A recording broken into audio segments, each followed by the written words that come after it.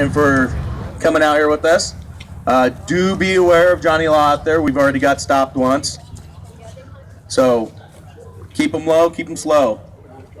All right, so you're standing in front of the Little Red Schoolhouse of Anza. It is estimated that the Aboriginal Cooloola Indians had lived in the area for perhaps 2,000 years. Their first encounter with Europeans occurred with the Anza Party in the spring of 1774.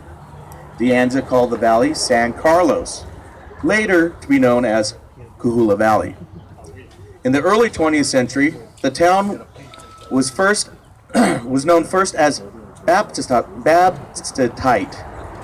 It became Batista in 1924, and in 1926, both the town and the valley were renamed Anza. From the 1860s, the region was settled by families taking advantage of the Homestead Act of 1862.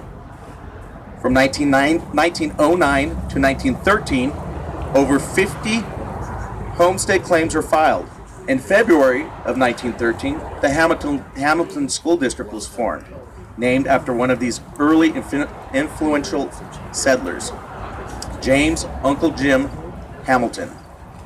Construction on the existing schoolhouse behind me, on land donated from the homestead of George Turner, began May of 1914, and the building was ready for the fall term in September of that year. The first election in the region took place in the nearly finished building a month before school opened. When Cooloola Road became state highway in 1964, the increased traffic made the school unsafe and it was abandoned. Mail delivery was a problem in the early days, and residents of Baptiste had to pick up their mail at either Aguanga, where we will visit shortly, or at the Keene Camp.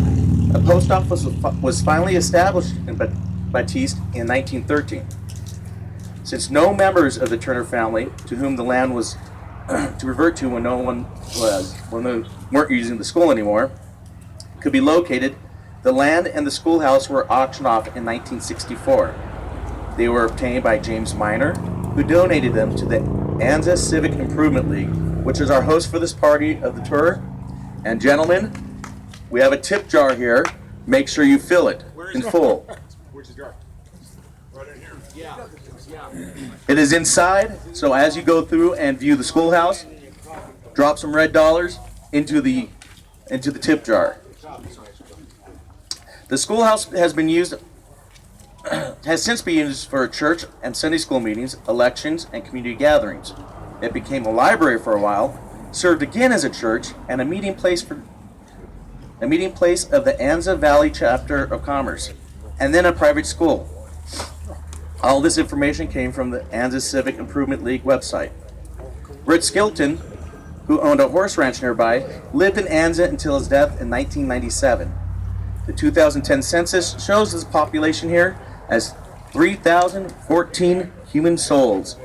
Again, gentlemen, thank you very much. Remember, we will be on public highways. Tip jar. There's the tip jar. Our next stop is going to be the Hamilton Museum just down the way here. Remember, there is no drinking on the Hamilton property, so if you must consume a beverage, go out to the street and do so at your own risk. Thank you very much.